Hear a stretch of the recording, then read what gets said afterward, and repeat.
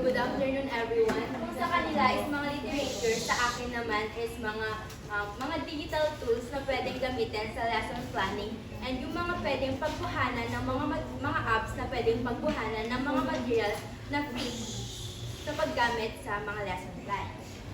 So technology provides instant accessibility to information. As we all know, technology plays an important role in our daily life and ngayon naman, specifically in lesson planning. So dito, utilizing different types of technology in the classroom, including a virtual classroom. We all know naman what is virtual classroom. For example na lang, can you give example, Miss Ara? Virtual classroom.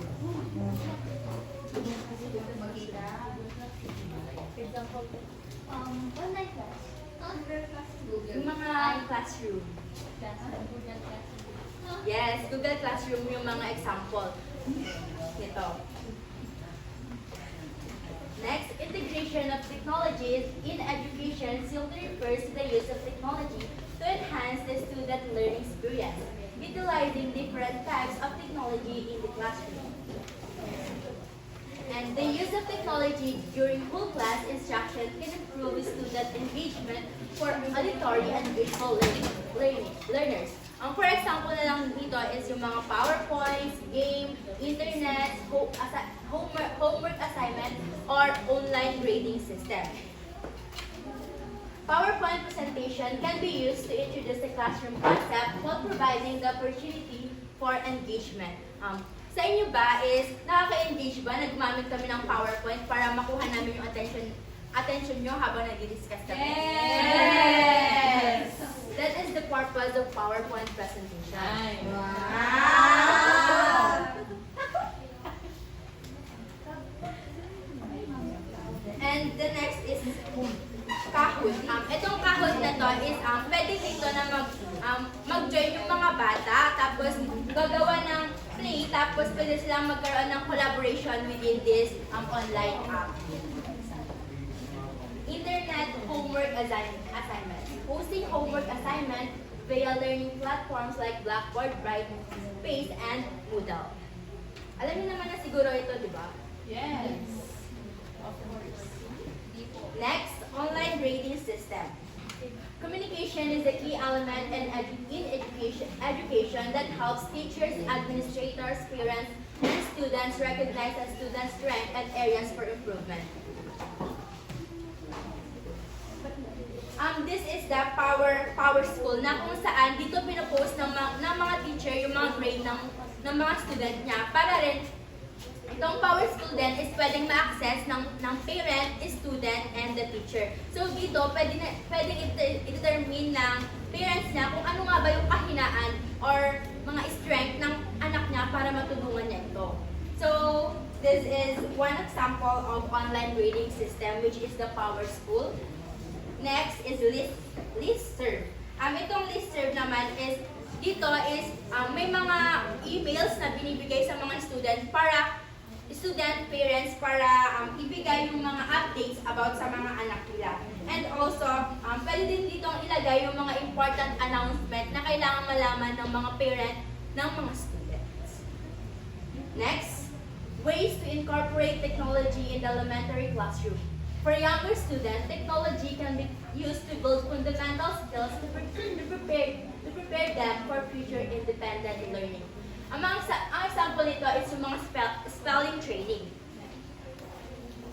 Ang mga spelling training is dito, may update dito na pwedeng magbibigay yung teacher ng mga word, tapos yung mga student is yung teacher pala is magbibigay ng para sasabihin niya kunwari is cat, gano'n. Tapos yung student is ilalagay niya yung C-A-T, gano'n. Para ma-practice din yung kanilang spelling.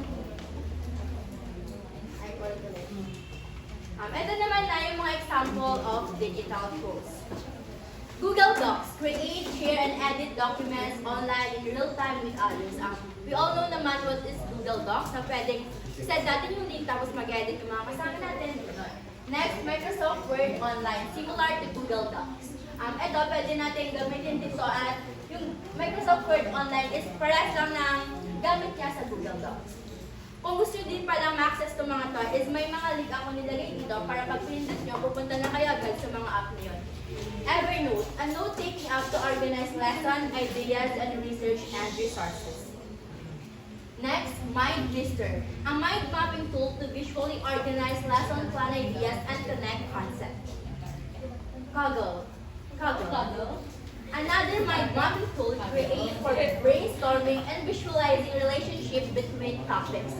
Itong mga to is para mga frameworks na pwedeng gamitin ng student or even ay teacher and even students. Planboard, a digital lesson planner designed for teachers to organize and share lesson plans.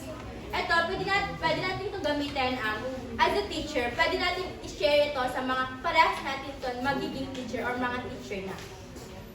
Ito is for the teacher only. Common Curriculum, a lesson planning platform that helps you align lesson plan with standard and collaborate with colleagues.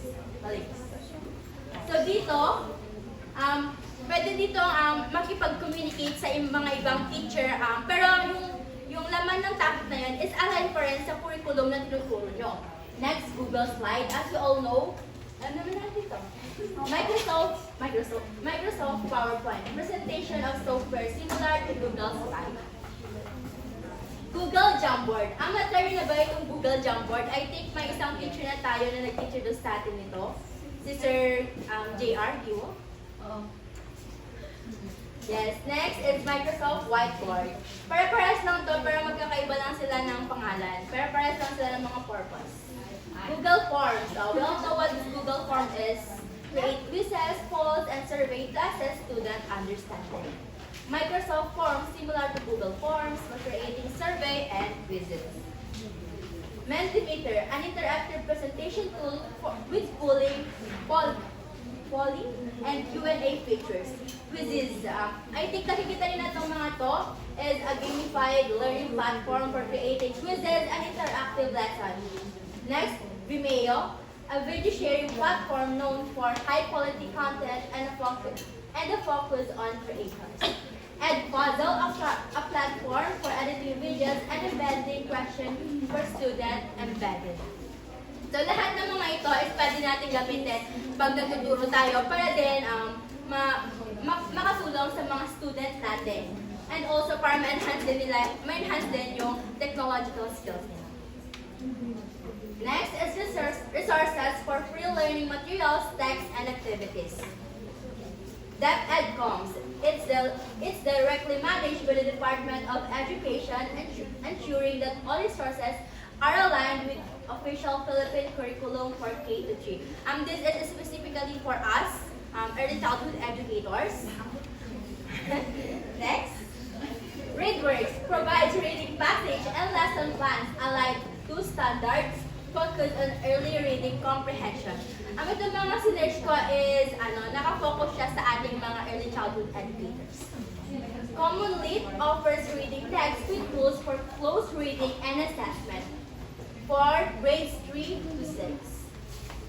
Next is Starfall, specifically designed for early literacy, offers free phone-based reading activities, games, and printable worksheet. StoryPlace, the children's digital library, good for read aloud. So ito, pwede natin itong mga gamitin sa pagdedemo din natin. Kaya if you want it, take it. Format and numeracy. Khan Academy Kids, designed for early learners, offers free math lesson and activities for preschool and early elementary grades. Khan Academy Math focus on kindergarten to grade 3, math skills, counting, addition, subtraction, and basic transformation. So lastly, PBS Learning Materials offer videos, interactive, and lesson plans. Search for topic relevant to K-3, science, and social study. Example, animals, plants, weather, community, and health. Next, National Geographic Kids Engaging Content offers articles, videos, and games about animals and science and geography. Next, building